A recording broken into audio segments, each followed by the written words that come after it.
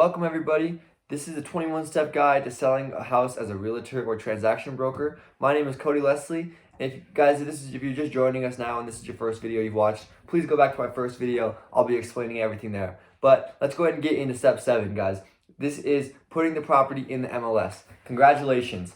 All that information you collected in the first 6 steps was not for nothing. You know, a lot of the times we collect all this information and now is the time when you're actually going to get to put it all into the MLS. So from here, there's about 3 main areas that you're going to be putting information in. The first, there's 3 different times that the MLS will be asking you for information. The first area that they're going to ask you information, it's going to be a lot of information about the house. It's going to be some information about the contract that you signed, the listing agreement, and things like that. So in the first part, it's going to be asking you for things like the dimensions of the house. It's going to ask you for the dimensions of the specific rooms, the type of heating.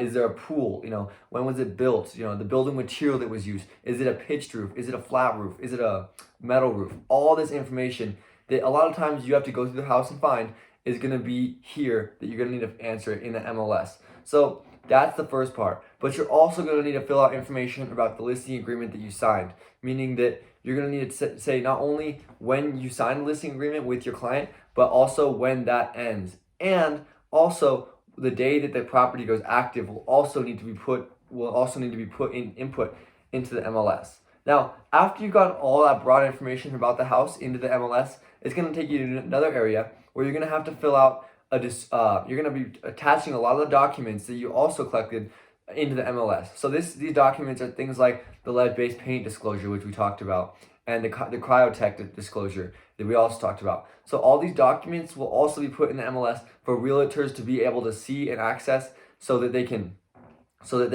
know what some of the disclosures and things like that are not a part of the first step and the first section of information you're filling out.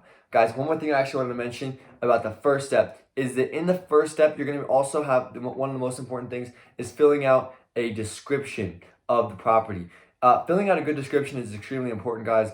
A lot of times realtors will kind of not fill out this part well, but you need to make sure that you have a nice, clear description. Put a lot of the qualities of the house in, you know, like big south-facing windows showing, or west-facing windows showing the sunset or sunrise, or any information like that, depending on where you live, is going to be extremely important to put in the MLS when you talk about your description. Now, getting back to the second step, like I said, you're going to put all your documents in, things like the photos that you got from the photographer in one step before. Things like that are going to be extremely important to put in. And then the last thing you're going to be talking about, guys, is the LOSO remarks. Now, this is information specifically for the realtor.